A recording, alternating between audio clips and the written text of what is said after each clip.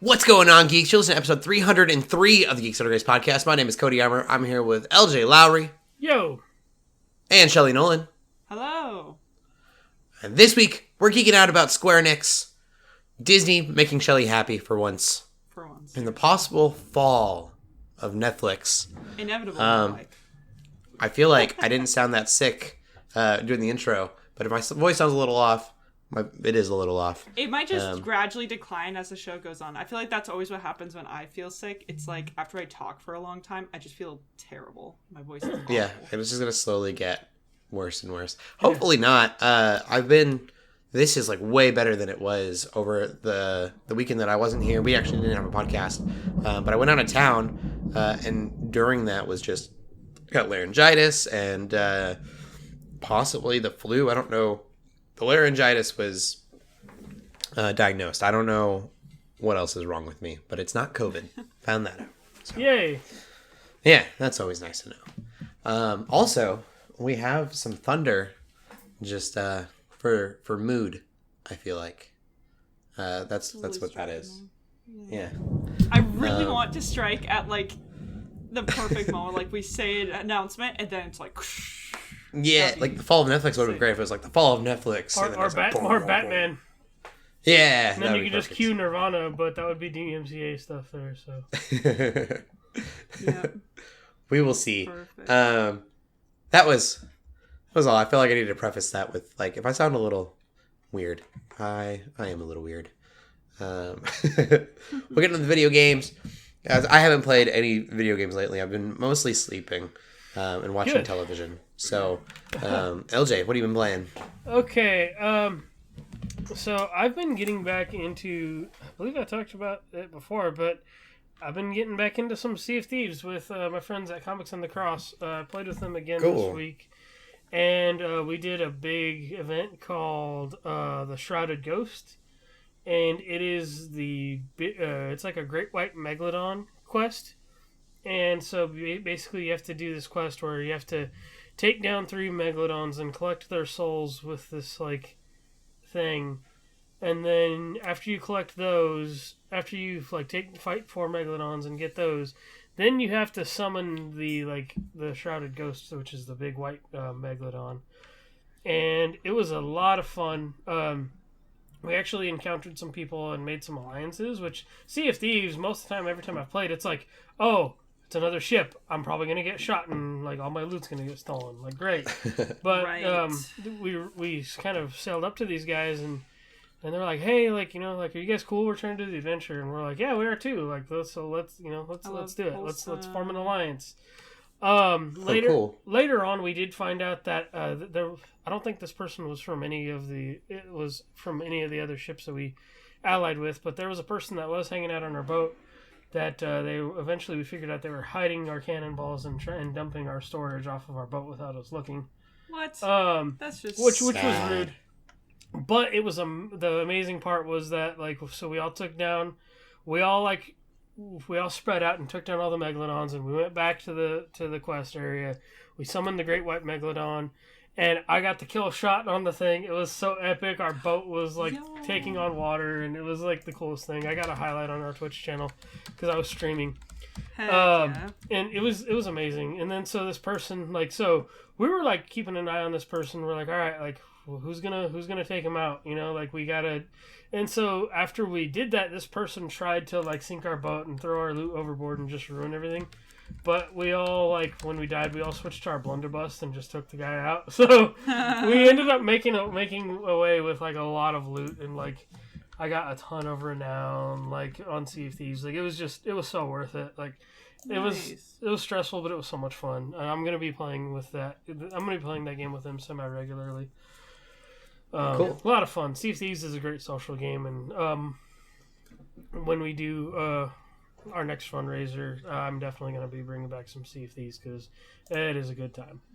So, and then the other game I've been playing because of news that's been coming out, it's kind of got me back interested in playing Call of Duty again. So I've played Call of Duty Vanguard for the first time this past week, and I actually kind of like it. Like I guess it does have its issues, I guess, but it's almost kind of got like not like a steampunky vibe, but it's semi like modern. It's like, well, what if like World War II never ended? So like some of the weapons you can use in multiplayer and stuff like that are like automatic like rifles, but they still kind of have this like old like World War II style look to it. Yeah. So it's like the technology is kind of steampunkish to me in some ways, and so I kind of like the weird combination of technology that they use in that game. So it's been fun, and it just feels good to jump back into Call of Duty and play some rounds. You know, it's very much comfort food. Yeah. So yeah, those are the things I've been playing. Speaking of Sea of Thieves, we didn't put this in the notes or anything, but Ubisoft, there's been some more about Skull and Bones. Oh yeah, Are you excited for that still, or? I am. I have low expectations, but I just would like to see it come out. I either want it to come out or just hear that it's canned. Like, I need to hear one or the other, because it's like... Yeah. Any other news is, Yeah. I'm ready to see more. I don't know if I have an opinion I yet. mean, I want to but play it see more. because I want to play it. Like, I liked the combat. I loved the ship combat in, like, Black Flag and all that, and Valhalla and all the games that they've been doing the ship combat in. So it's like, I'm on board for that. But I just don't know, like... You're on board. That was a good one. I didn't even intend that one. But there's, like, on-foot stuff and everything and all like that. And I'm like, I don't know if I needed that. But, like, I'm curious to, like... I just want it to come out. You just tell me it's canned or tell me it's coming out. One of the two. So, I hope it's it coming comes out. Yeah. It's a question of whether or not it's good. It's like Avatar. Yes. 2. It's coming out eventually. Yes. Wow, we're really just dropping all of our news in today, aren't we? Yes. Here we are. Man, actually, you're not going to have to listen to the whole show. There's going to be all the news and the... Oh, yeah. That's a teaser. And then in Sea of Thieves, I spent real money for like $6. I got the dog from Pirates of the Caribbean, the prison dog that has the keys. Oh my gosh. So I was That's basically awesome. like, all right, if anybody acts out, my dog has the keys to the brig. So. I named him after my dog Ben because he's kind of a mutt-looking, like raggedy dog, kind of like him. So I could have went for some like cool, like demon, like hellish-looking, like dog thing, like some special one. But I was like, no, I'm just gonna pick this. What, Scruffy? I'm gonna pick this scruffy old boy right here. That's awesome. And you can pick That him was up and hold him. in Red Dead 2. I would name all my horses after horses I grew up with. Nice, that's awesome. Yeah, well, it's fun. I figured I'd add that because everybody loves pets. Yeah, definitely. Yep. Anyway. What have you been playing, Shelley? So, ironically, I know I've been sort of MIA for the last couple of weeks, last couple of podcasts, but I haven't really been playing much new stuff, and mostly it's just because I've been really busy. So, like, my husband got COVID. I've been taking care of him. I got sick as well. Not COVID, like before then. We also like moved recently, so like this is my first recording in the new place. So like I've just been doing a lot. However, I will talk about 2 games. So Daniel, he started playing Kingdom Bridge of Spirits. Oh, nice. As his sick game, essentially. He really wanted Lego Star Wars. He's like, Shelley, we should get Lego Star Wars. And I'm like, I don't want to pay $70 for it. When it's on sale, sure. But I don't want to pay $70 for PS5 version. Fair. And we had already bought Kingdom Bridge of Spirits when it was on sale a long time ago. And so it was a game we were both exactly 100%. It's a game we were both interested in. And so he's like, okay, like I'm gonna start playing it. And he's already finished it. And I watched him play most of it, not literally all of it. Good. But man, what a beautiful game!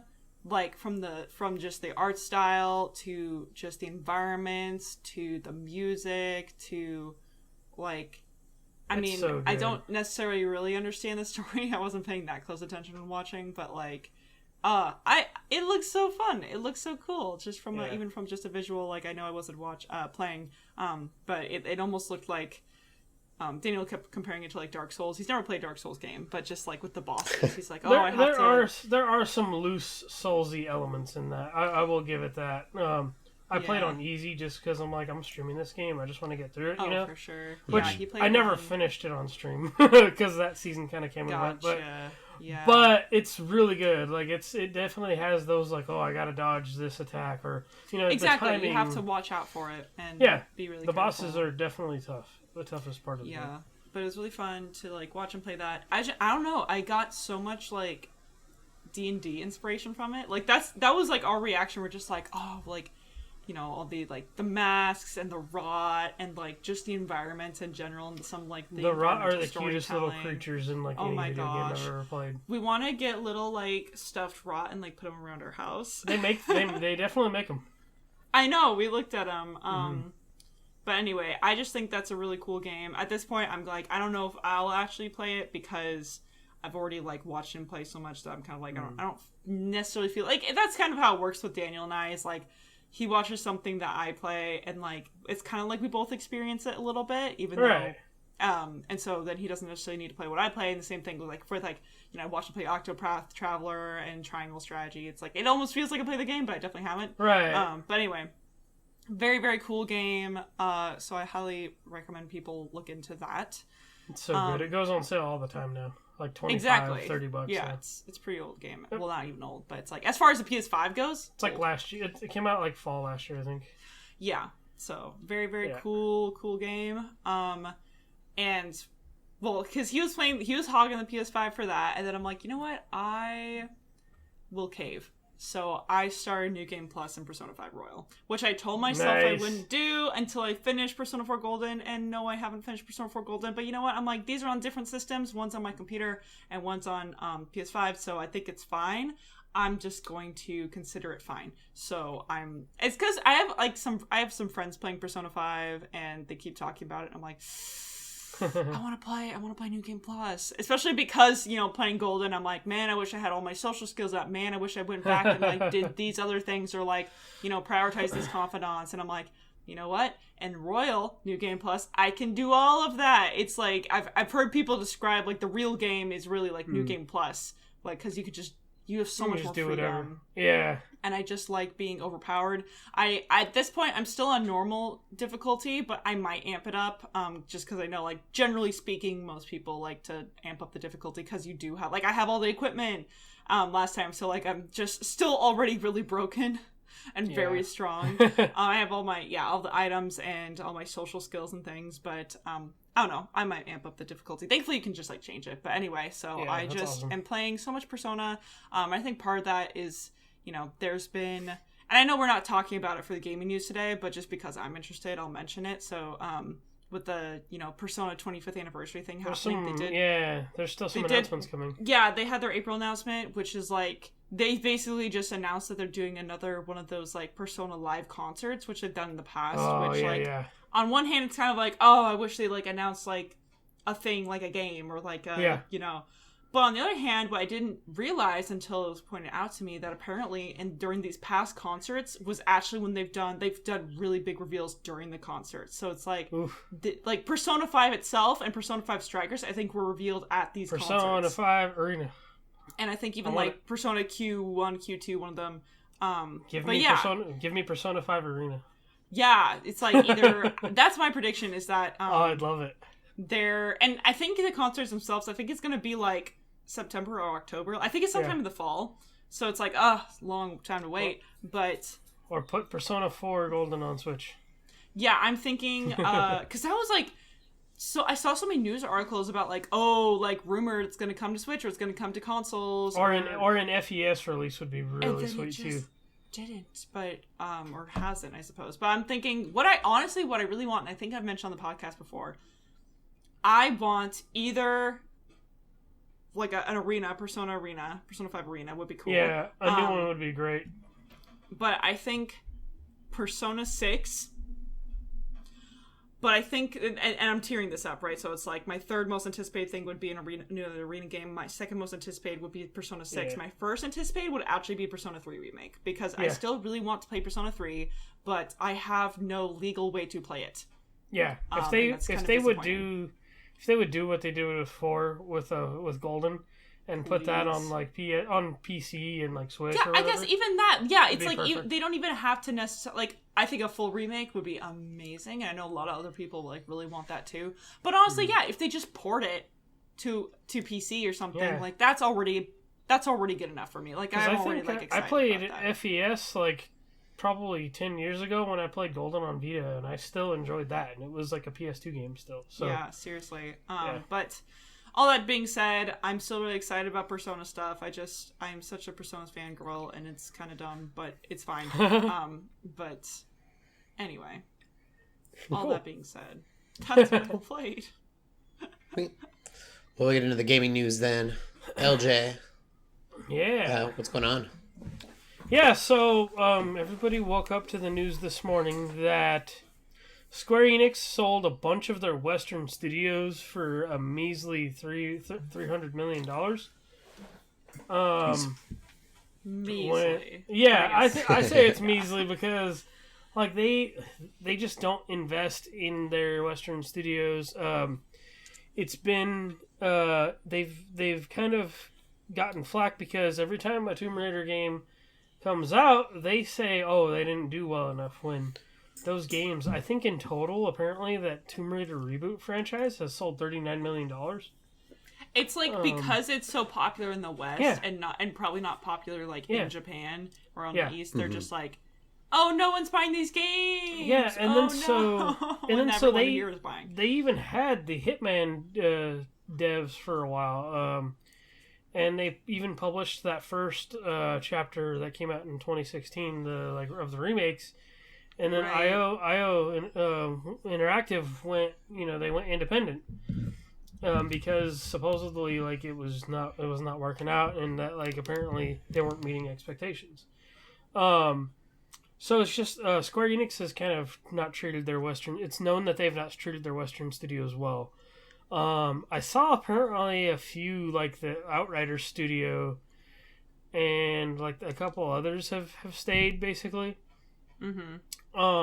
But the ones that they sold off were Crystal Dynamics, who's the Tomb Raider devs. They're officially... We're working on a game right now, right? Yeah, so they're working on a next-gen Unreal Engine 5 game right now. So they're also partnering with the Initiative, that Xbox studio working on Perfect Dark. So they're doing stuff. And the people that bought them out are Embracer Group, Embracer Group is known for owning studio publishers like THQ Nordic and stuff like that too. Oh yeah. And Okay. so I think it's good because Embracer Group it feels like they're really letting studios be independent. So Crystal Dynamics can go and really do what they want with the Avengers game, probably if they are given the chance, because that was a mess. But they're still working on Tomb Raider and Perfect Dark. Then there's Eidos, which is Eidos Montreal did. They were known for the Deus Ex games, which are pretty solid. They did Guardians of the Galaxy most recently. And then I believe there's a Square Enix Montreal too. I don't know if they're gonna have to change names now too. I think, but I think a couple of those, one of those studios was responsible for Just Cause and Sleeping Dogs and stuff like that. So That's crazy. I'm excited because they don't have to deal with Square Enix anymore. Working with them now, it seems like they're gonna have the freedom they want.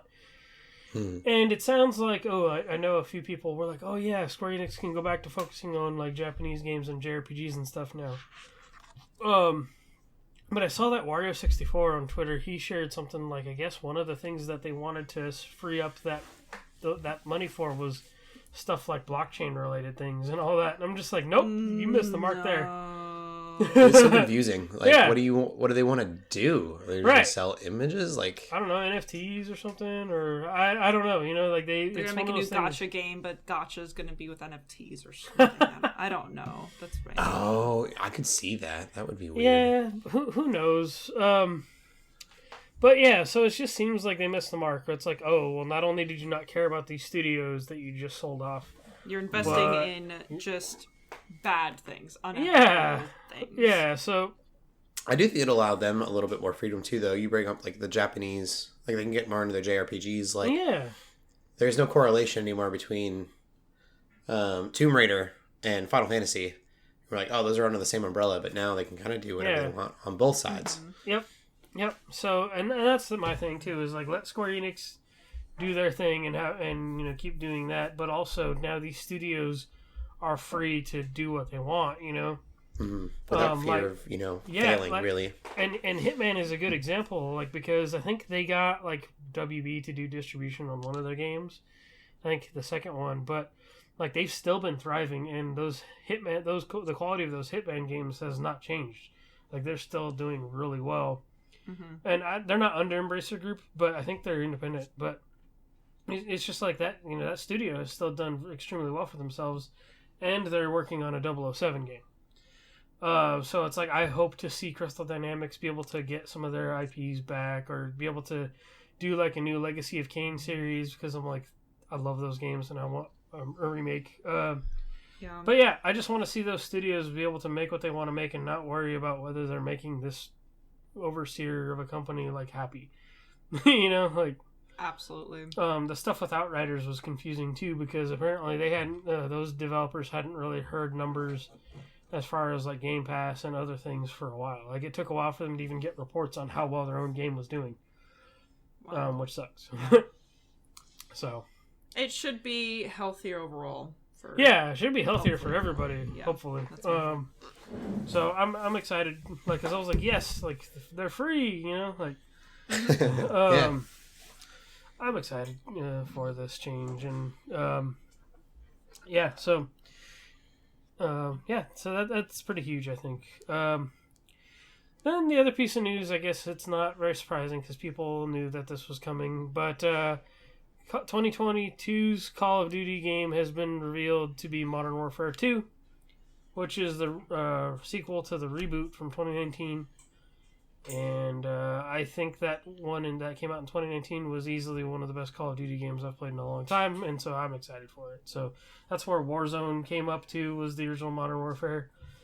And my friends, you say Modern Warfare, it's like I don't even know where my brain goes. There's just so many Modern Warfares. Yeah, so there's Call of Duty 4 Modern Warfare. There's Call of Duty Modern Warfare 2, Call of Duty Modern Warfare 3, and then now there's Call of Duty Modern Warfare, and then Call of Duty Modern Warfare 2 again. And then there was remasters of Call of Duty 4 Modern Warfare and a remaster of Call of Duty Modern Warfare 2. So there's going to be 3 Call of Duty Modern Warfare 2s technically out there. My gosh. I'm stoked though, just because like I have a lot of nostalgia for. I mean, I can't have something nostalgia more recently, but it's like I look back on like 2020 when Warzone came out and everybody didn't have anything to do and was forced to stay home. Mm-hmm. That was before I got back into Fortnite. Me and my buddies put so much time into Warzone, and they're actually going to be working on a revamped version, or like people are referring it to Warzone 2, but they're going to make their Warzone again from the ground up, I believe. So I'm down for more Warzone, just because I've put so many hours into that initial Warzone, which that gets confusing too, because before that there was a what was it called? But even Black Ops had a battle royale mode too, and I forget what that was called, but it wasn't as successful as Warzone. But yeah, it's a whole mess there, and I realized this too. I'm like, oh yeah, I forgot Call of Duty's Activision, and so I struggle there because I still can't bring myself to play Overwatch. Yeah. But then I'm like, oh, like Activision and Blizzard are all in the same boat on this, so it's like I feel kind of dirty because I'm like, oh, like I'm excited about this game, but I can't play Overwatch, like, so that's kind of like. Well, to be fair, I don't think you want to play Overwatch. At least Overwatch 2. I've heard it's bad. Well, even so, I'm just like, it's one of those things where it's like, just because of all the nonsense that's going on, I just haven't been able to bring myself to play Overwatch. But then I played Call of Duty Vanguard last week, and I'm like, oh, I probably shouldn't have done that because that means I'm supporting them right now. So yeah, I'm kind of having mixed feelings about this because I'm so excited for it. But then I'm like, oh yeah, I forgot Activision is. Hopefully things are going to change when Xbox finally gets a hold of them, so I can hope for that. But I still have mixed feelings about whether I should be excited about Call of Duty or not. Yeah, that's very fair. Yeah. Anyway, we spent a lot of time here in gaming, so we can move on now. Cool. We'll get into movies. What movies we've been watching. Mm-hmm. Lj, you didn't watch a movie this week? I meant to. So I was hoping to go see The Northman or Ambulance this weekend because I want to see Northman. Wednesday and Thursday, or like Tuesday and Wednesday, I have off now, and I just wasted those days, and I was like, man, I should have went to see a movie, but Yes, I got plenty of catching up to do. I will definitely see some movies next week. Cool. Or this week. Yeah, I was like, you always watch a movie. I usually try to watch one. To be fair, I don't have to talk about it, but I did watch the OG, like, Transformers 30th anniversary movie a few weeks ago. Oh, cool. Like, Weird Al Yankovic, Rodimus Prime? Yes. Movie? That's awesome. To me, that was like the end game of the 80s. I was like, back in the day, there would have been nothing that compared to this. Like, yeah. It was pretty dang epic, even for being an old 80s animated movie. So, Rodimus Prime. That's all I gotta say, because I was, cool. I'm streaming the Transformers game, so I was like, I gotta watch Transformers stuff. But I don't want to sit too long there because I didn't watch it this week. So okay, fair enough. Shelley? So, I know it's felt like it's been a while, but it's just because it's been a while since the podcast. I did watch West Side Story. Oh, nice. And it's funny because I'm actually a really big musical fan. I don't know if people know this on the podcast. I don't know if I've made it clear. I like musicals a lot, generally speaking. And but what's funny is that, well, I haven't seen the original West Side Story since like middle school, and I remember not liking it. And it's not because I didn't like musicals back then. It's because I thought it was really boring, and I didn't really remember anything about it. But, and, my husband kind of had a similar experience, but we're like, you know what? We want to watch this new one. It's on Disney Plus. Yeah. Might as well. And I really liked it. I know, again, I don't necessarily have feelings for the first one, but personally I enjoyed it more than the first one, the original. It's one of those movies I've wanted to watch, but it's like I have to really bring myself to turn on a musical. Like, it's one of the last things I put on. That's fair. That's totally There's fair. some I do want to watch, but I just never bring myself to watch them. Yeah, it is a bit of a commitment, for sure. You kind of have to get in that mindset. But I liked that this was, it very clearly was like, yeah, this is a musical. We do musical things. It's like, dance numbers. But it looks good, though.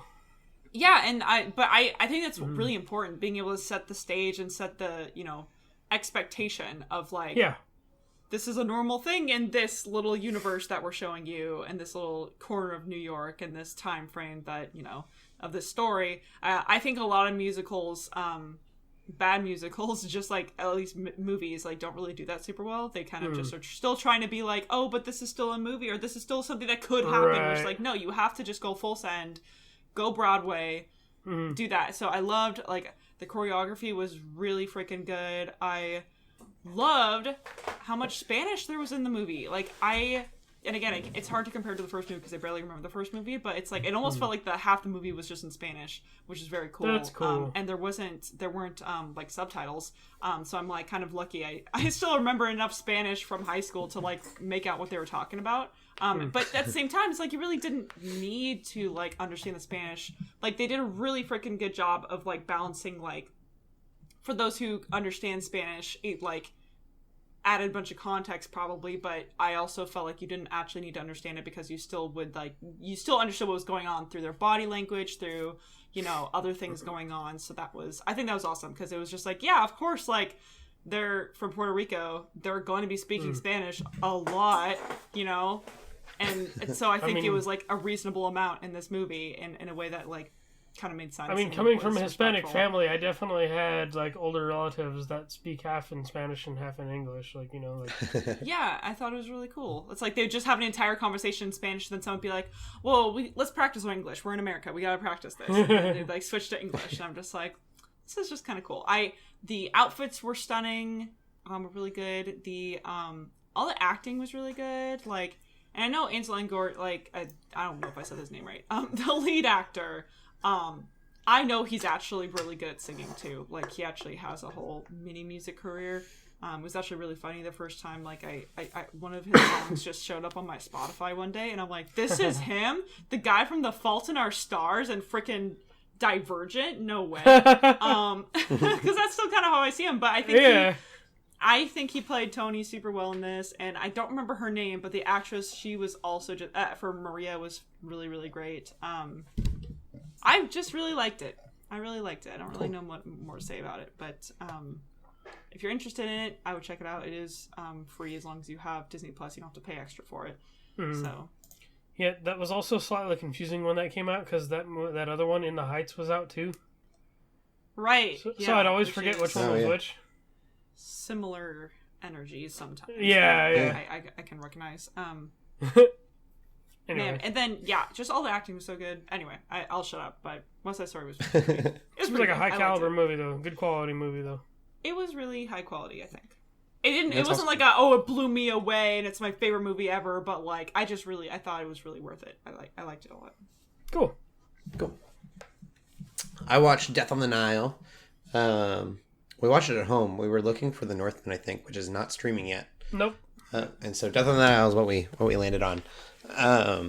Which it's good. If you liked Murder on the Orient Express, this is a direct sequel. You'll like it. I always wanted to watch Murder on the Orient, and then I just never did. Either. Yeah. And then whenever I heard that this was a sequel, I was like, okay, well, I have to watch that one now. Yes.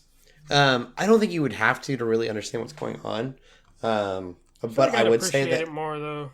Yeah, Murder on the Orient Express is a better movie. Okay. And so I would if you're going to choose one, definitely watch that one. And then if you like it, why not watch this one? For sure. My biggest complaint with this, and I don't know how easy it will be for everybody, but I was able to solve it really quickly. And so that was kind of like a meh. I mean, to be fair, it seems like they seem like they're definitely playing off of the classic format. So I feel like they wouldn't probably do anything too crazy anyway. Like Knives Out, I think of like Knives Out, and that one was definitely, I'm trying to remember, I don't think that one, they tried to twist it, and then it didn't end up being that big of a thing either. So, like, I don't know, I think it's... Okay. I really enjoyed Knives Out. Well, no, yeah, I liked it too, but it was because that it was very much a classic murder mystery. So I feel like Murder on the Orient and Death on the Nile are probably playing into that too. They're like, yeah, we're not trying to be cool and edgy and trying to make you like feel like, oh, this is this random twist that you never expected. It's like, right. It's like very you know much what you're getting. Yeah. Well, and like, I don't want to give too much away on the first one, but a complaint was that it was a little too muddled and kind of it had the opposite effect. And so I think that's probably why this was so easy to solve was because the last one was so muddled. But I don't know. So hard the first time to make it's like, well, you shouldn't guess the killer, but then they're like, they made it well, too clearly easy people the didn't second like how it didn't make sense. We have to make it make sense. So then, yeah. Okay. So I don't know. For me, it was kind of like it was really, really obvious, and I wish it would have been a little bit more difficult to find. I really like Knives Out, because Knives Out, they were just kind of like, they presented you to everything almost immediately. Yes. But you still didn't really know what was going on. That was really cool. But yeah, they really played on the twist in that one, like, which was really I still need to that one I really want to watch. Knives Out is so good. Knives Out is wonderful. Knives Out was one of those movies where I rented and just bought it right after I got done watching it, because I'm like, this is what I really love about these movies is like it's like for whatever reason really big cast members jump on. Yeah. So it was like really well known actors. This one had like Gal Gadot, and then a bunch of other really big names. And so the acting in these, not only is it like these really high caliber actors, but it's a really simple movie to act in, I guess. And so it allows them to kind of really showcase their talents. Right. Kind of have fun with it, kind of. Yeah, it's not about the special effects. It's about the acting and the storytelling. Sure. And so they get to kind of like flex on that a little bit in really cool ways. I mean, that's why it just makes me think of like murder mystery parties and stuff too. Yeah. Where it's like everyone's given a role. Like it's just really fun to, even if you're not like, good at acting, it's very fun to just be like given a role in, like, even if you've never played D&D before, right? Or you're not very familiar with role playing, it's just such an easy concept of like you're given a slip of like, okay, you're this person, you have these aspects and you have these relationships, and go. And this is what you're doing now, right? It's just like, it's so fun. Which I have, we can talk about it like in other, but I did my first murder mystery party last night over Zoom. Whoa! On the Mountain Nerds thing. And so, but yes, I definitely like, like having done that recently too, I'm like, okay, I really want to watch these movies as well. Definitely. So like, we can kind of dive into that. I'll get on a tangent too. Okay. One of my favorite things that I did was we hosted a murder mystery party, and I've never DM'd before, but that was probably the closest thing I did to DMing. It was there's a murder mystery, so everyone came over, and then everyone had like a reason Yes. to why they would have killed the killer. A motive, but I yeah. basically turned my house into a giant clue board. And so cool. the game was played just like Clue. But there were props and story pieces and like the scientist. There was a mad scientist, and so there was like a one of those beakers. And so it was supposed to look like he had poisoned him, but it turned out that he was just drinking alcohol out of it. But it was really cool to like everyone dressed up in a specific color, and we played Clue basically. That's awesome. It was awesome. Yeah. But yeah, so I got on a tangent. You can get on a tangent about. No, okay. Well, I guess since we're talking about it, Yeah, it's so fitting. my buddy Caleb on the Mountain Nerds, he actually wrote it himself. It was an original story, but it was set. I forget exactly what he titled it, but it was a spring break of '97, I think he called it, or something, and it was set in a hotel like in Florida, so like spring break in Florida, and there was this. I think this college dude with lots of money, whatever, was found shot dead in a pool. And then so a bunch of us had all these roles. There was one guy that was a former professor. There was these two people that were friends, but that were friends of the dead person that also had a relationship. There was a news reporter and a cameraman. I was the hotel manager, so I wore like a blue polo shirt, and I taped over like my manager name tag over my like work name tag, and so like and it was Zoom, so we all had like special backgrounds that were all like locations from the hotel and stuff like that. And it was fun, but like I want to kind of bring it back. Like you mentioned, like the role play, like Shelley mentioned, like the role play and stuff like that. So I think to tie that into the actual movies of Murder on the Orient and Death on the Nile, it does give the actors that chance to play with the role instead of being like, oh, what are these lines and how do I need to be depicting this character? It's like, no, you just have this role you need to play and run with it. And I'm sure, yes, there obviously is a script. But like you were saying, like hopefully it gives them a little freedom to kind of run with it how they want. Totally. And so that's what I kind of did. Like, I was this arrogant like manager who was like, I lost a promotion because of the events that took place and stuff like that. So my character's motive was like, oh well, yeah, it's his hotel, but I'm playing it as like, no, this would cost me money. So why would I do all this? Because blood is very expensive to clean out of a pool, kind of a thing. Like Totally. So That's awesome. Yeah. So like it, I think it pertains to those movies, but it's the actors hopefully having fun in those roles. Yeah, definitely. So that's my way to tie in my other category with this. Yeah, no, that was great. Yeah. That was cool. Murder mysteries are fun. Oh yeah, so much fun. I would love to do a party like that again. And it was streamed, and it will be in podcast form. So if anybody's interested, I can share those links on my Twitter when they come out. Mm-hmm. That's awesome. Yeah. Yeah, that's all I've seen. Death on the Nile, I would say watch it if you liked Murder on the Orient Express. If you haven't seen that, see that first because it's a better movie. Yeah, I bought the double pack on Vudu for like $30, because you can't stream Murder on the Orient anywhere right now. I know Death on the Nile. That's really interesting. Yeah, so I was kind of bummed because I know Death on the Nile is free on like Hulu or something. Hulu and HBO Max, I believe. Yeah, so I'm just like, whatever. I'll just get them both anyway because it's still pretty cheap compared to like, buying one of them or renting one of them. So I was like, I'll just get both and I'll have them. So. We'll get into the movie news then. Go ahead, Shelley. You're pretty excited about all this. It's I just have to kind of like sit in this for a second because it's like a moment of wow, I can't believe I'm not going to be ranting about some movie news this time. Like there's actually 3 things that I'm like genuinely like, oh, this is good news. It's crazy. Like maybe ever so slight hope for Hollywood. Maybe, I don't know. It probably will come crashing down next week. However, let's start out. I'll go with the non-Disney news first. So we do have official news that there's going to be a sequel for the Batman, which isn't necessarily surprising, but it's still I don't know. I still am excited about it because at the time of making it, he didn't know if he was going to get a sequel or not. For sure, and I remember we reported on that. We're just like, oh, I mean, like. It definitely could have a sequel, and now I'm like, oh yeah, and now there's going to be a sequel, which is cool, because it's like, there really is just so much character development already going on with Bruce Wayne. That Yes. I really I want just to see him be more through. Bruce. Yeah, exactly. I really want to see through and that continue to develop. Cool. I think that's what was one of the reasons that made the Batman really enjoyable to me, because I'm a big fan of character development, and they did a good job with that, where it was like just Definitely. both He the had some of the classic best Batman character doing development in the movie to me. exactly. It was like both Batman doing Batman things, but him still figuring everything out, and him just realizing, well, what am I doing and why? And very cool. Definitely go watch the Batman if you haven't yet. If you're at all interested in Batman, it's very good. Yeah, they did great. And very official news. It came out of CinemaCon. Yep. Yes. So it's Not just rumors. It's happening. It's happening. Yeah. I'm waiting on my Steelbook pre-order to come in. Did you watch the clip with Joker? Did either of you?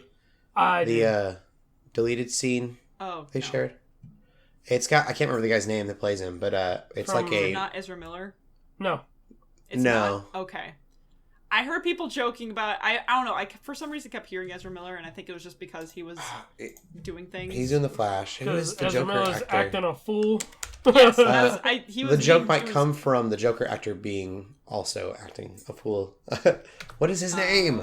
That's the guy from, I almost said Inhumans, but that is a slap in the face to the Eternals. Yeah. I was like, that's even a slap in the face to the Eternals. 'Cause Oh, it's gonna Inhumans bug me. was bad. What Internals is your was name? fine. He played, Druid He or was whatever. Druig. Druid, yeah. Druid, yeah. Barry Keoghan. Barry Keoghan, yes. You know, I think people anyways. were making fun of him because he is similar to Ezra Miller. He looks. He like assaulted somebody He kinda like does. right after Ezra Miller had and went That's into prison. That's right. Yep. Okay. Cool. That's what. So it was. his future's in question. But that clip, if you have time, Shelley, you should definitely look it up. It's like maybe 2 or 3 minutes of Batman trying to get the Joker's opinion on the Riddler. Yep. And it'll make your skin crawl. He does really, really well. I honestly wish they would have kept that scene because what actually made it into the movie, I didn't like. I think that the reason they didn't is because nobody would have been talking about the actor who played true. the Riddler's performance. That's true because I think I shared my opinion, which I don't think the Joker needs to be in it at all. But I was like, man, like they should have just showed me that. Like if they really wanted to win me over with Joker being in it again, they should have showed me that. I mean, yeah, just don't have Joker. There's other more other That's interesting true. Batman I want villains. I Mr. understand Freeze Joker's like again. very important, but it's like I don't know. Yeah. I can't remember anyone's name anymore. Oh, Paul Dano. Paul Dano, yeah. Like, I don't think anyone would have been talking about the Riddler if they Nope. would have put that scene in the movie. It would have just been about how crazy the Joker is. It'll Yeah, never and happen, but it's I not want necessarily a Mr. deserved. Freeze again. Because his performance of the Riddler was very, very good, I think. Yes. Yes. Anyway, so that's exciting. That's good news number one. Good news number two Yep. is that we have some news from Insider at Disney. Insider just being Eric Goldberg. He's one of the lead animators who's been working at Disney for a long time. I think I don't know if it was necessarily his first project, but one of his first major projects was Aladdin. But he also worked on, other movies. I think Bambi was on it. I think, not Bambi, but he worked on Moana. He worked on Princess and the Frog. He worked on a lot of movies. And a lot of really, well animated movies. And he was basically just talking about how there's other departments, there's other people, animators within Disney who are still really passionate about 2D animation. Yeah. And they want to make more 2D animated things and like movies and stuff. So Give it to me. think that's all good news. I do think we are entering an era, or we have recently entered an era where 3D animation has become way more expressive and way more interesting and awesome. And I still want that to continue, maybe like through Sony or through something else. Why not both? Or yeah, why not both? But it's like I think Disney realizing that 2D animation is important, especially in contrast to pseudo live action CGI. Yeah. It's just terrible, or like just trying to live action everything, I think is just a huge step forward. Even if it looks like they're going backwards, back to the roots, I think it's a good thing. The fact that there's 2D animation in the Rescue Rangers thing kind of makes me happy.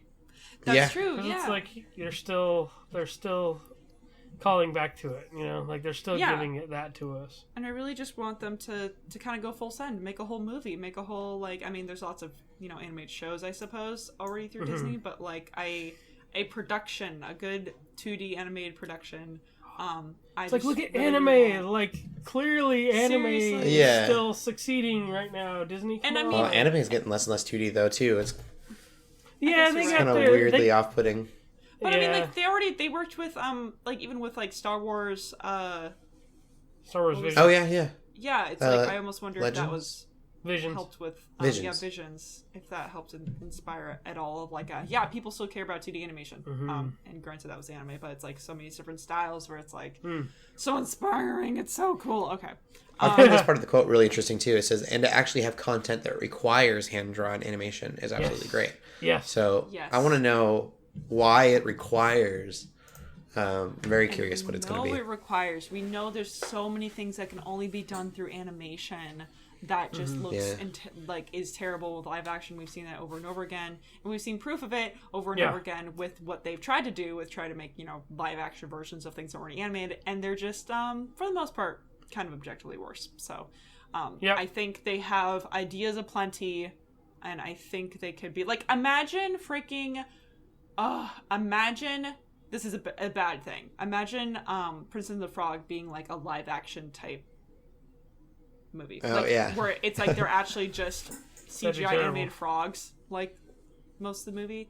I Like would you not don't even really that. want the CGI of it, like the No. the CG No. 3D animation. We don't want the animation CGI surgery. might have worked, but I think I'm very that- much in the boat of why not both. Like Yeah. I think 2D animation needs to continue and like has its place, and then we should obviously always be evolving with our technologies. But Even if you have a smaller team doing those 2D animation ones, and maybe having your bigger teams on the big 3D Frozens and the Encantos and stuff, like I think that's still okay. Like if you have two teams, I think that's fine. I think I look it's at just Your the Name, fact- and like Your Name Yeah. is beautiful as a 2D. So I don't know. Yeah, that's what I mean. It's like I think that there's the fact that they're just sounds like they're respecting 2D animation again, or like they're saying yes, we still respect 2D animation. We want to do more 2D animation. I think that's just a huge step forward because I mean I can even think of stories and like books and things that I still, if we're to ever turn to a movie or show, I could not see live action. For example, Stormlight Archives. Oh, I would love for that to be an animation. That's what I mean, right? Could you imagine live action? It would probably be really weird. The special and bad, effects on but all the shard plates and the blades and all of the actual like movements and the powers and stuff. Oh, yeah. That's what I mean. Like there are ideas, there are things that are going to be better presented in animation, specifically 2D animation, rather than like a live action with like random. Like CGI. Zelda. I need a scene. Yes. Now I Zelda need a would make scene. great 2D. Now I need a scene where Kaladin is figuring out how to launch himself up in the air for the first time, and like just a whole like montage of him just figuring that out in one like small animated scene. I want to see that now. Oh, So- that'd be cool. Now I've got That'd you be on amazing. LJ. Yes, Now we're in the same boat. yes, definitely. Yeah. But anyway, so, and this is actually an awesome segue because we're talking about 2D animation and things that, there's lots of ideas, lots of things that are best in 2D animation or 3D animation. But in the sense of extending, our technology and our sort of visuals in context to a live action, I think projects like Avatar is a perfect opportunity for that. Ooh, so we that have was our good. first images for the Avatar Shelley's a sequel. pro. Wow, thank you. That was good. That was smooth. The next Avatar movie, which is Like crazy butter. because, holy cow, that first movie came out so long ago. So not only do we So have long first ago. images, we also have a title. So it's going to be called Avatar, or it's going to be called The Way of Water, which we, I think, have actually known for a while. Like one of the first news after like there was a sequel even being announced was the fact that like it's going to focus on like the oceans and the water and like the seas and like there's going to be water involved. It's going to be it's going to involve that part. Like we saw all the trees in the forest and now we're looking at the water, and I think that's really cool because there's lots of opportunity to have there. So so that's what we got, and we see some pictures, and I mean it looks like Avatar and they're on water, so it's not necessarily anything super surprising. It's almost like him saying like you have not seen the whole of Pandora yet. There's like a whole other layer. We should say too, these images that we're linking out the images, they might not be shared still. They are leaked. So I saw they were disappearing from place to place. I see. But they're from a trailer. Yeah. An unreleased trailer. Yeah, and the name is definitely sticking, right? That's definitely a for sure. Yes. The name is official. That was another CinemaCon thing. Yeah, so that's all really cool. I mean, it makes me think of like, you know, our forests on our planet are already so diverse and amazing environmentally speaking, and they were able to transform and present forests and jungles on Pandora in, you know, a way that was awesome and super cool to show off the environment and diversity within Pandora. And but then I also think about like our own oceans and seas and on our planet. We still know so little about, like we haven't. There's still so much of the oceans, which is crazy to think about. We know less about our own oceans than we do about like space. Yeah. Right? Talk about how old the first movie is. I was excited in like, I think it was 2012 that they had filmed for this movie. It was James Cameron when I think it was 2012. Wouldn't surprise me. Years ago. Yeah. He built like a submarine with a bunch of scientists, and then went to the Mariana Trench. Was the first person to get to the depth that he did. But it was to like film stuff for a National Geographic thing, and then also for this movie. That's cool. Yeah, it's like so cool. It's like basically all that being said, I'm just trying to convey that it's like I feel like the possibilities are endless in the sense of like the cool, diverse, and visually cool like environmental ideas that they could have with like the oceans of Pandora. Like I think it's gonna be really exciting because that's what I really liked about Avatar. And I understand like there's a lot of weird like hate for Avatar. A lot of people don't like the story. A lot of people think it's like really dumb movies.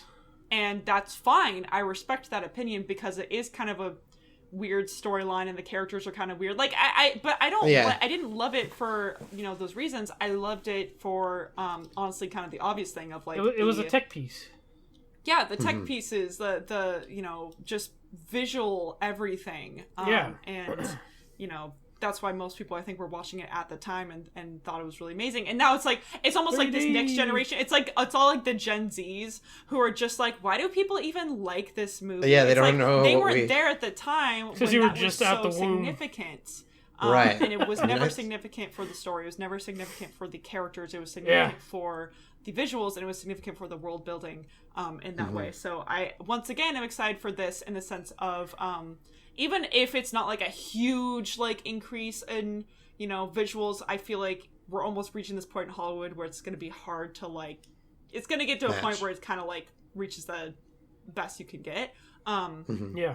But I'm at least really excited again to see sort of the environmental storytelling and like world building, because I love world building, right? Like I love D&D, I love like world building, so I'm excited to see like more of Pandora in that way.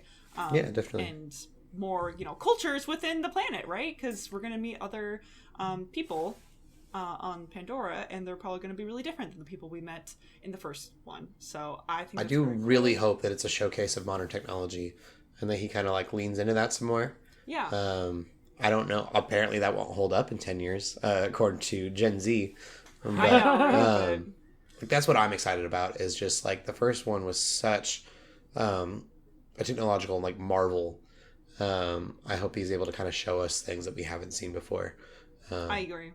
Yeah. And I have no idea if that's what he's going for or not. At this point, and like, yeah, and it's like I still hope that like the story is okay, at least watchable, right? Because like it's gonna be really hard to watch something and just actually hate the story and characters. Like, hope that still all is like at least watchable and they're saying it actually takes place 10 years after the story of the first movie. So like honestly, the timeline fits because it's been it's been just over 10 years since we've even seen the movie. So or since it came out. So seriously, it fits. I think they should have brought the main Avatar back to Earth. And it should have just been Pocahontas 2 in space.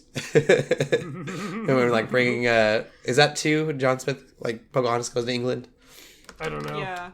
They go to, I'm kidding. That would be a terrible idea. I know what you mean. But the first movie is just Pocahontas, is what I'm saying. As far as story goes, I think my one hope is that they actually do just kind of keep anything Earth related kind of out. Like the end of the last movie was like, oh, they went back to Earth and we stayed here. And I'm like, cool. Now, Yeah. maybe now they've realized, like, we don't watch it for the Earth stuff. Like, it made sense for the story at the time, like, why, they got there in the first place. But I'm kind of hoping that is less of an important thing, and now it's sort of like, okay, now you know the people, you've been introduced to these people, you've been introduced to the planet, now you get to see more of that, and now the story is going to be, self-contained within here. Like, I think that'd be really cool. Yeah. Very contrary to how most Hollywood does storytelling. That would be really cool. They were like, no more people. There are no humans. It's all Avatar characters. And, like, of course, there could be some conflict with the fact of the main character, assuming it's going to be the same main character. I guess I could be wrong. It is. I don't remember his name, but if there was some... Yeah. Jake Sully. Jake Sully. That's right, Jake Sully. It would be cool if there was, I would understand if there was some sort of conflict with the fact that, maybe his connection with his avatar self is not perfect. Maybe he still has these weird things where he has to go back and forth. Like, that could be interesting. I think I remember reading that they're supposed to even have kids at this point. Yeah, she looks pregnant in the one of the pictures. Yeah. That's true. I couldn't tell if that was, like, her or if that was someone else, but... Yeah. 2009, by the way. The first movie came out. Wow. Whoa. Yeah. So, long time. I graduated in 2009. I wow. Graduated college 10 years after 2009. Graduated 2012. But cool. I don't know. We're excited. Yeah. I don't know more to say about it. Yeah. I'm just... Again, how is it that we're getting movies that I'm actually like excited about? Crazy. Yeah, but we can move on, and then I'll get back to ranting. My regular self. I think you'll probably get ranting when we get back into the news. But first, we'll talk about TV. We all are caught up on Moon Knight. Oh yeah. I don't know. We, Watch can't it. It's even good. Talk about it. Yeah. I don't know how they're gonna end it with the shortest episode in Disney Plus history, MCU history. I don't know. Not ready for it to be Did over. they already say how long it's going to be? 42 minutes. Or 48 minutes. I think it's 42. This is the problem almost every Marvel show has ran into, though, where it's like, oh my gosh, how are they going to do this in one episode? Like. And then the ending sometimes is just... But it's the shortest episode. And it's so rushed, it feels like most of the time. I feel like Loki is probably one of the best ones, as far as, like, timing. But then they also were like... Oh yeah, we're getting another season, and that's why I was like, okay, cool. We're gonna explore more of this. We're gonna be able to have more time to process this. Yes, but yeah, 44 minutes. I was wrong. Yeah, and then there's they still haven't even introduced the third personality. Yeah, Jake. Well, yeah, we'll see. Yeah, we'll talk after the podcast. I don't know if I have that much faith in them right now, but I think it would have been okay if it would have been an hour-long episode. The fact that it's the shortest episode out of all the MCU stuff like kind of worries me. Yeah. Like, this episode feels like it should have been not the penultimate episode, but the episode before that. And then I'm just used to, like, the last two episodes of any season being, like, a 2-hour movie. Yeah. And that's not what that felt like. So it's like, why keep doing the 6 thing when so many other shows are doing 8? Like, you can literally just add 2 more episodes on it, and I feel like that would fix a lot of problems with a lot of the MCU shows. Did you guys say that it has been announced that there'll be a season 2? No, we're talking about Loki. I was referring to Loki. Okay. How it's like, it kind of made sense for that finale to be a little bit rushed because they at least had context. Nothing about Moon Knight. Yeah, that's what worries me is like we might there's no contracts that I know of yet, and then like there's no announcement of season 2.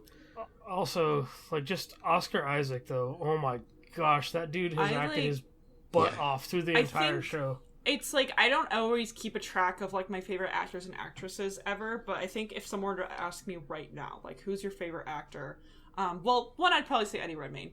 He's always going to be my favorite. Just because, yeah. But I would honestly put Oscar Isaac up there, like, just from this. It's like, when I describe this show to people, because I have, my family, they're like, hey, so, like, what are you watching? And I'm like Oscar Isaac fighting with himself.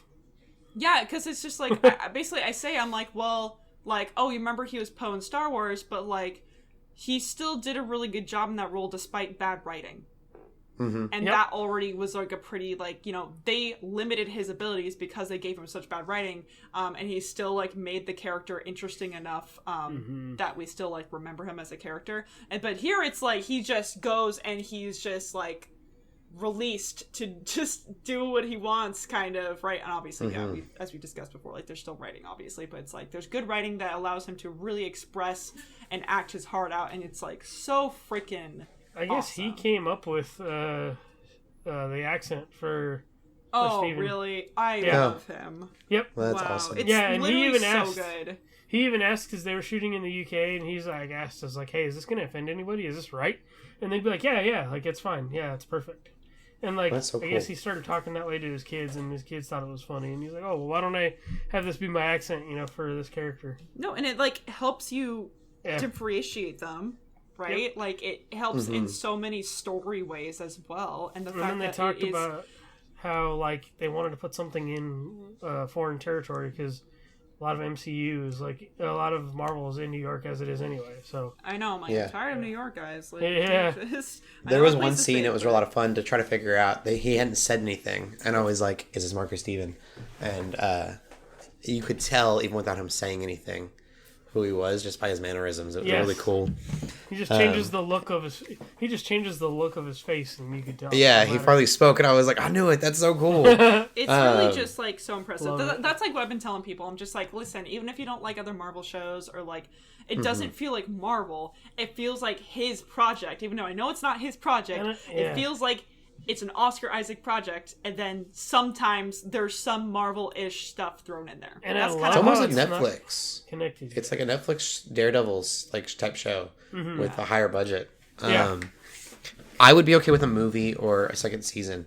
What worries me is that they'll just like throw him into like a Midnight Suns thing, which I know everyone really wants, but like I don't think he'll get to showcase himself in that. Like I want more. I want him to be able to do more of this before he goes into any ensemble.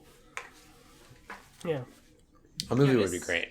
It is kind of hard to like imagine him like interacting with other Marvel superheroes and stuff though. Like because again, I almost don't even associate with this with Marvel because I don't know, it just doesn't feel like Marvel in a lot of ways. They haven't connected it at all, which I think is kind of cool. I'm thankful. I'm like, finally, it's like they finally nailed it, right? And the finale's not even out yet, so maybe everything will come crashing to the ground. Who knows? Very well could happen. That does sound like classic Marvel. However, it's like I feel like they've sort of hit the nail of like they finally have someone who can just like unleash their acting potential and make a really interesting character that isn't reliant on like, oh, this name in superhero comics, or like, oh, here's this niche character that we're going to bring out of the blue to try and make things more interesting. It's like, this is a show about Moon Knight. You barely know who Moon Knight is. So we're going to make him really interesting, and we're just going to have Oscar Isaac essentially make Moon Knight. Like, as MCU is now. Very, very cool. It's not relying heavily on like MCU humor or... No, it's like, it's so refreshing. And I loved how like they've kind of told everyone more about the character as each episode has gone on, because having read a couple of the comics, I already kind of knew what his story was and how he got his powers. But I love how they kind of just throughout each episode they kind of tell people more and more about and it's like Moon Knight. I think it's so cool how they it's like both an introduction to the character, but obviously like the character obviously has like already been doing some of this stuff, and like it's they're using the dual personalities to expand on his like backstory, right? And you're like he's discovering his own backstory because he doesn't know, and I'm just like, it's so smart. That whole last episode was so heavy. Yeah. Very heavy. I guess we'll see how reactions change after next. Talk about it next week. Yeah, we've only got 42 minutes left. I hope it's all good. We will. all good things. Yeah. There's so much that's unanswered for me that I can't imagine they'll answer well that quickly. But we'll see. Maybe we'll get a surprise sequel announcement season 2, and then everything will be fine.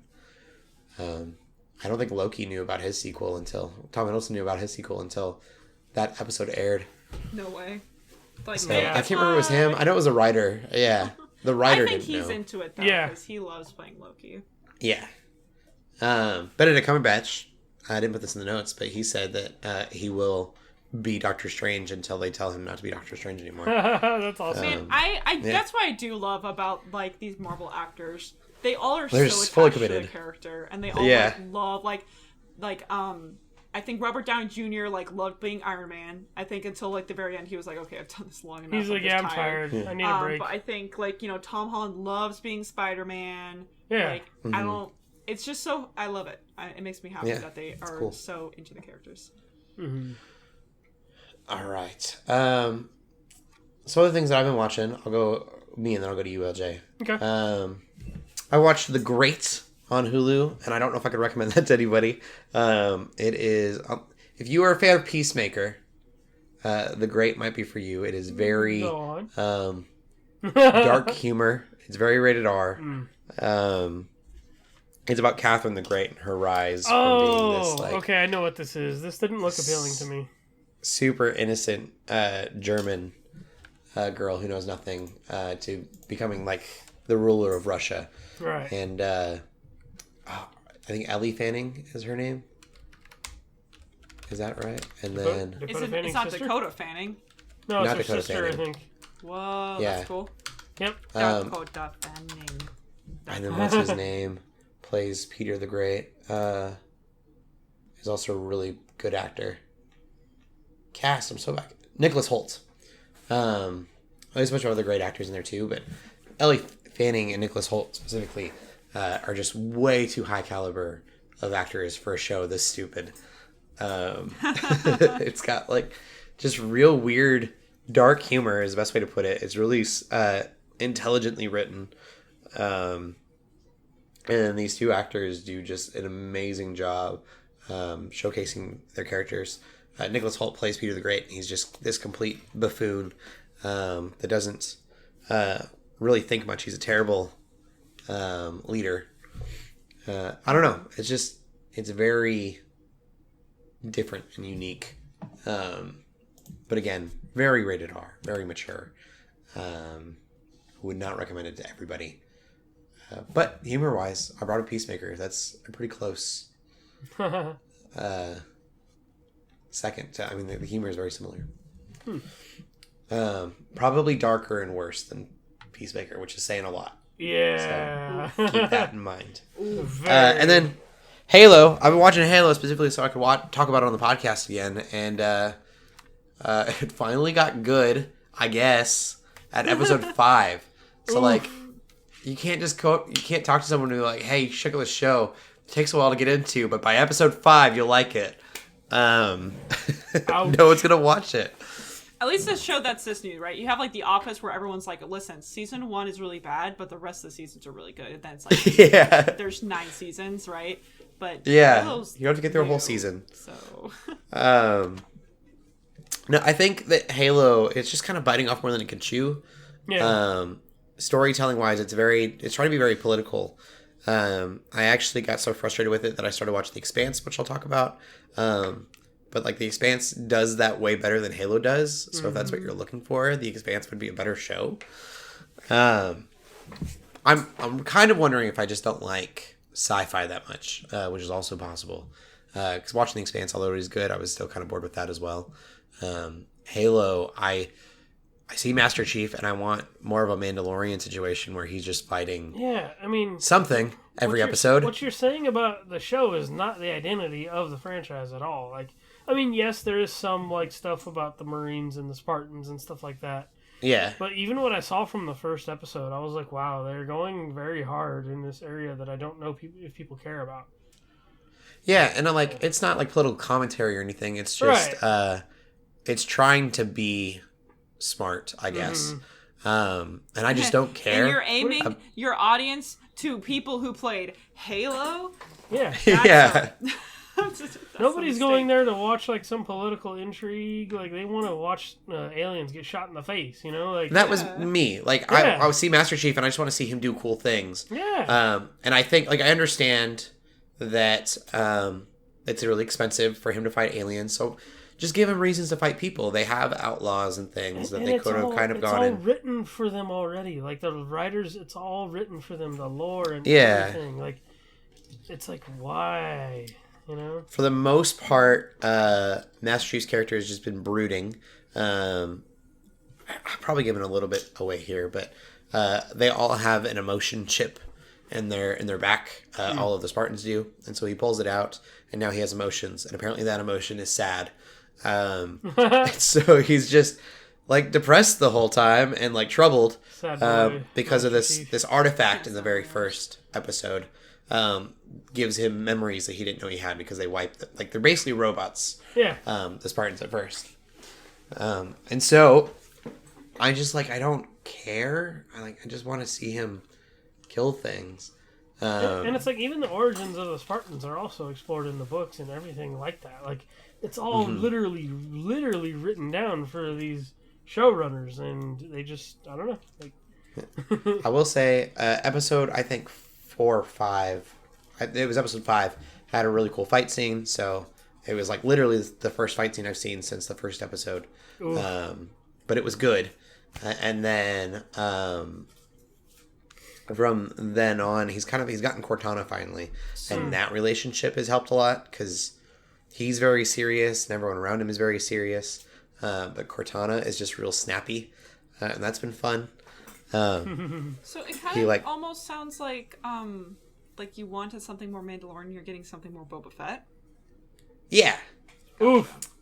And not necessarily more Boba Fett. Like, I wanted something more Mandalorian for sure. Yeah. I was like, shots fired. I'm just kidding. I know it wasn't meant to be. I know it wasn't meant to be. But... Just trying to relate to something I yeah. But... Yeah. I wanted to be more Mandalorian, and it's more... It just feels like with Boba Fett, we had different expectations of Boba Fett, and we didn't get those. It's more Star Wars Episode 2. Like, gotcha. It's a bunch of, like, Senate stuff, and... Yeah. Like, there is no Senate, but it's Senate stuff. Sounds rough and coarse. And them freaking out over the board because he's not, like, doing what he's supposed to, and then they tell him to do what he's supposed to, and he's like... I need to figure out about my past, and I'm like, I don't... Just shoot things, Master Chief. Yeah. Pick up a gun. That's what you do. Shoot first, ask questions later. Right? Yeah. Yeah. So that's kind of where I'm at with it. Yeah. It's high budgeted. It looks good. I will continue to watch through the season. I don't know if I'll pick it up after this. But I'm kind of hoping that they'll get through the season, and then season 2, they'll maybe learn from their mistakes. Yeah. And then again, I watched The Expanse. I started on season 2. I apparently watched like half an episode at one point and finished it. So I watched about 3 episodes. And The Expanse, if you're wanting something super political in space, it is Mars versus Earth in a future and where Earth has like colonized Mars, but they become their own people and their own government. Sounds like Gundam. Yeah. And there's a meteor belt that is just like a people, like a blue-collar people that are caught in the middle of all of this political turmoil, and it's very good. I've seen a few episodes of that first season like a while back, and I really liked it. I just fell off of it. Yeah, that was kind of me. I liked the first season. I'd kind of forgotten about it. I think episode 3 of Halo made me so mad that I went and watched The Expanse. So I was like, this is so dumb. Yeah, I'm going to go watch something better. Yeah, The Expanse does this way better, and I was right. Anyways, LJ, what else have you been watching? Yeah, so we're gonna hop back on the animation train. So I've been watching Spy Family. It is it's a really good everyone's anime. talking about that. Yeah, it's kind of the popular thing right now because it's like the new thing. I wouldn't say popular; it's just the new thing. Yeah. They have the manga. Yes, they have the manga on Viz, on like the Viz Media app that I'm trying to decide if I should read yet. But there's only I think it's like 3 or 4 episodes out now, but it's about this spy who has to complete this mission, and so he's like, oh, well, I'm gonna go adopt a daughter, and put her through this nice college to find this target, to complete this mission that I need to complete, and it turns out she has telepathy, and this is all first episode stuff, so I'm not spoiling it. I mean, this is all basic plot stuff, and then she knows he's a spy. He's not trying to tell her, but she's so excited. She's a fan of spy shows and stuff. Aww. And then the other part to this premise is that he's like, well, I need to find a wife if if I'm to do this interview because I can't be a single dad, whatever. I need to, we need to be a stand-up family. And so he finds this wife who turns out to be an assassin. in which, for whatever reason, it's so obvious. She doesn't know he's a spy. He doesn't know she's an assassin, kind of a thing. It's so ridiculous. It's like there's a movie about that. Well, no, there's a movie where the couple, they're both spies, but they don't know the other person's a spy. I don't remember which. Mr. and Mrs. Smith? That's Yeah. what I was thinking of. Kind of. It's kind of like that, but an anime, kind of. Yeah, that's cool, though. But the little girl is stoked because, like, she's like, I have a family. I've lived in an orphanage, and she can hear their thoughts. But she thinks it's absolutely so cool that her dad's a spy, and this person who's going to be her mom is an assassin. And she's a cute little girl. Like, she's like, oh, I help clean. He's like, I help Papa clean. And he's like, no, you don't. You just, like, knocked over the mop bucket. Like, you know, like, it's got a lot of comedy to it, but it's got a lot of action to it. I think it's pretty solid. Like, it's a new thing. It is the new thing that everybody's watching, but it is also a very wholesome thing, I feel What's like. it on? It's on Crunchyroll, because they are, so I think it's one of the first times Crunchyroll is, like, doing both. Like, I think they're doing subbed, and then dubbed is, like, a few days later. But I feel like even the dub is, like, really solid, like, acting. Like, it's, I haven't watched the, like, original language, but it's good. It's fun. It's really fun. And it's like I said, it's the new thing, but it's very wholesome, I think. The premise sounds interesting enough to me. I might. Yes, I recommend it. It's fun. It's straight up fun. There's things that had me, like, laughing out loud because I'm like, this is so stupid, but it's like, it's great. But yeah, I liked it a lot. I think I'm up to date on episodes. And then you're mentioning the Disney thing earlier. I watched an episode of Disney Sketchbook, which is the, like, thing that I think that the animator is featured on an episode of. Mm-hmm. But the Disney Sketchbook thing got me drawing again last night after I watched it, and it just made me feel good about, like, I don't know, like, I'm always, like, worried about, like, how clean my drawings look or, like, how they look, but then there was a lot that first episode said, like, as the creator said, it was this girl, actually, who I believe she's responsible for sketching, like, the original ideas for, like, Encanto. I forget what her name is, but they don't tell you right out, like, oh, this person worked on this, you know, like, it's them just drawing something and talking about it. Like, this woman, her favorite thing growing up was, you know, she grew up and really loved Emperor's New Groove. And that's what got, like, you know, that was part of, like, her being an artist, and, like, you know, and that's how she got, like, really into like animation and stuff. And so she did a drawing of Cusco and things like that, and she kind of talks through her process and things like that. And so, like, I took some of those things into drawing, like, last night and this morning, and I'm just like, you know what, like, she's like, it's for you, it's not for everybody else, it's supposed to make you happy. And, like, I was like, yeah, and I was just like, wow, like, it was just, there was a lot in there that she said, which I'm hoping to learn more, just hearing wisdom from these other artists that are sketch artists. It's like, I don't have to do big, fancy, like, realistic looking pieces. Like, I can just doodle and sketch the way I want to, and, you know, and be happy with it. And I love that.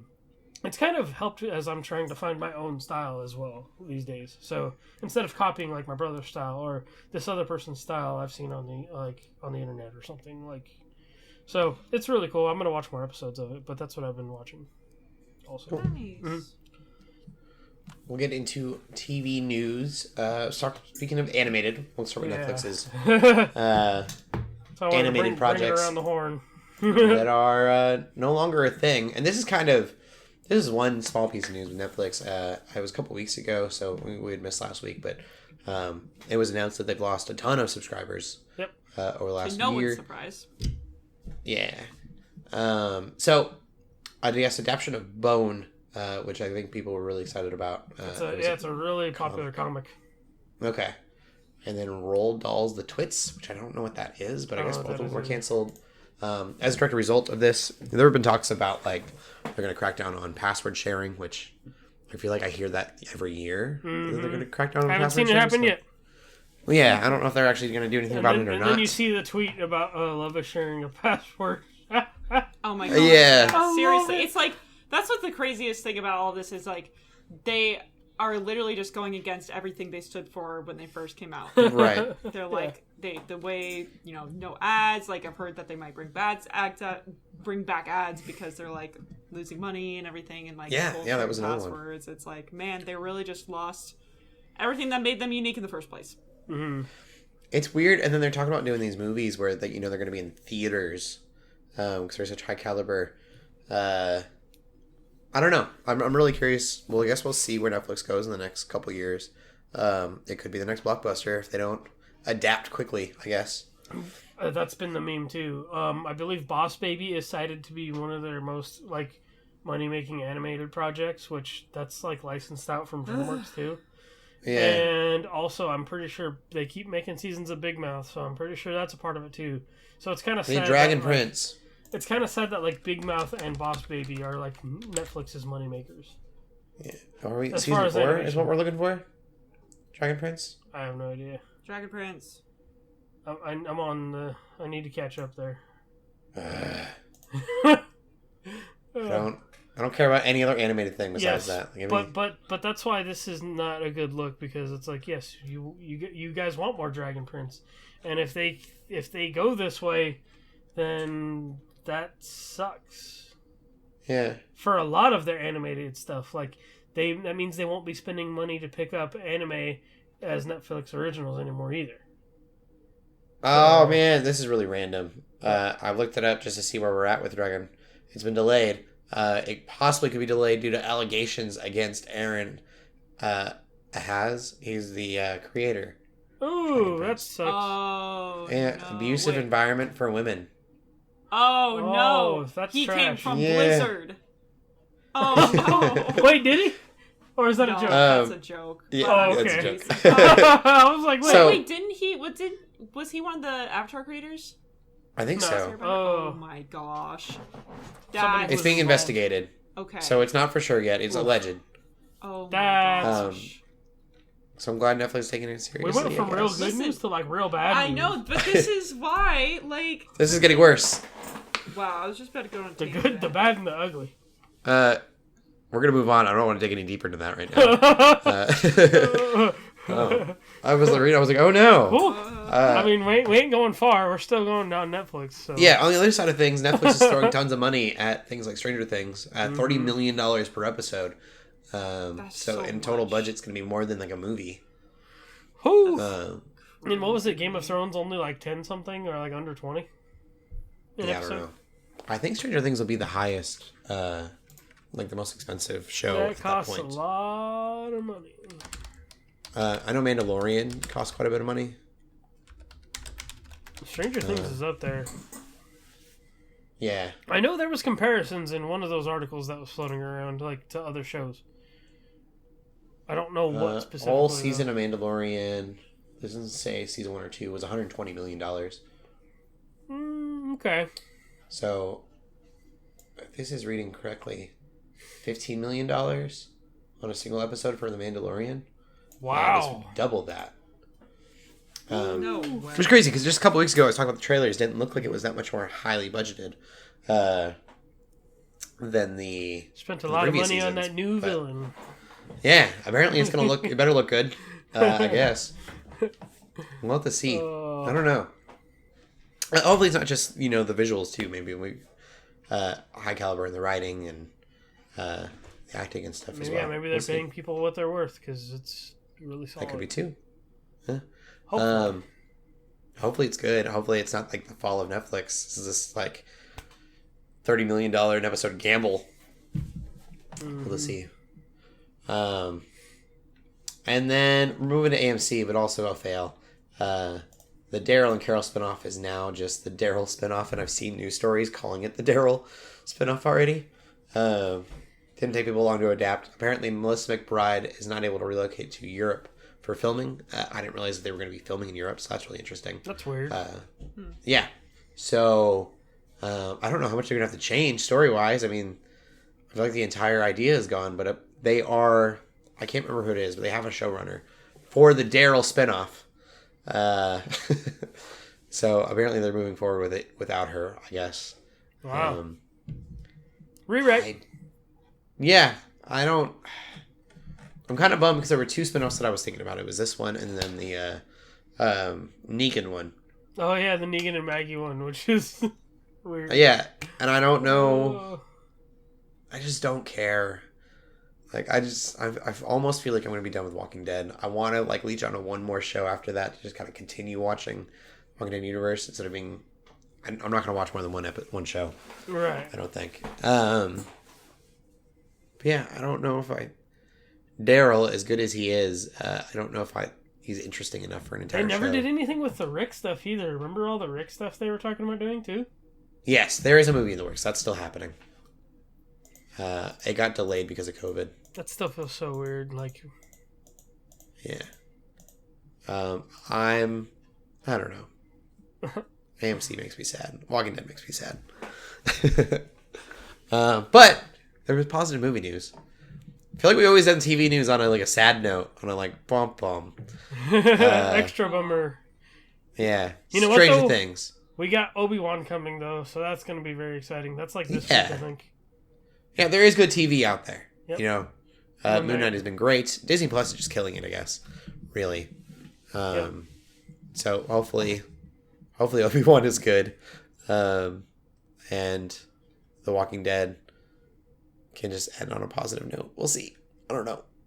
When we can get out of anything else this week, I know, LJ, we kind of moved yours. No, that's it. I'm excited for Doctor Strange Multiverse of Madness. I am trying to stay as far away as I can from anything because the trailers... I'm going to wait a week at least. The trailers have already showed too much apparently, and the internet is showing me too much. So I'm over it. Like, just let me watch the movie. Mm-hmm. So yeah, I'm excited for that.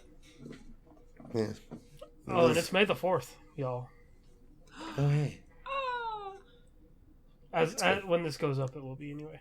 Yeah, I was like, what? But yeah, it is May the 4th. Go watch a Star Wars. Yeah. I have season passes to the Oklahoma Renaissance Festival. I'm going to go every Sunday. Cool. I'm really excited about that. We went this last Sunday, even though I'm a little under the weather, and it was a ton of fun.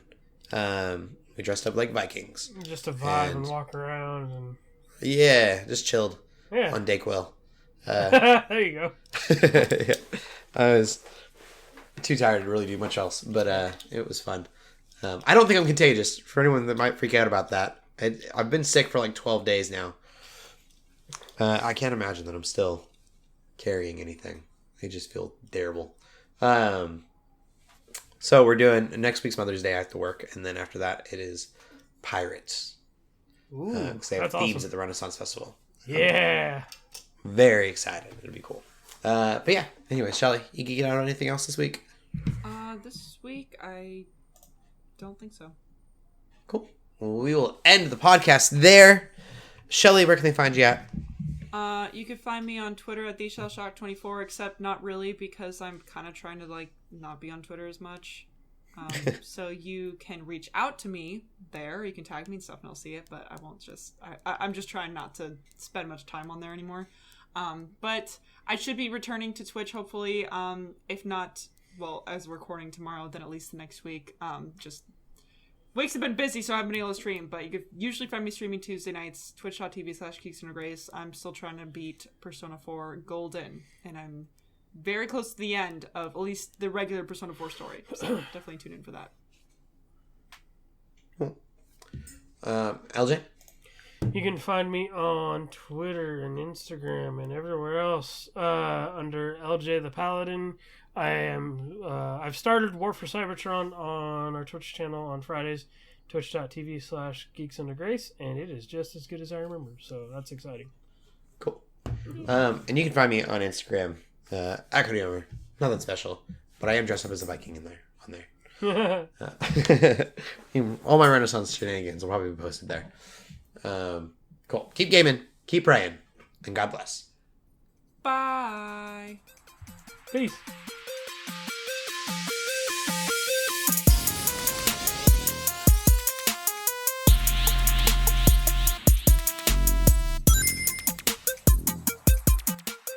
We hope you enjoyed this episode of the Geeks Under Grace podcast. We love hearing from you, so feel free to ask us questions or just comment on the show by using the hashtag GUGcast on Twitter or by joining the GUGcast questions channel in the Geeks Under Grace Discord.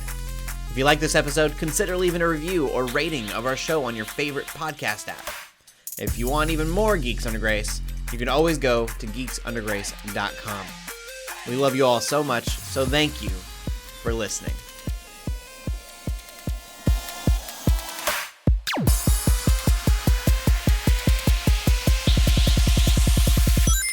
It's on!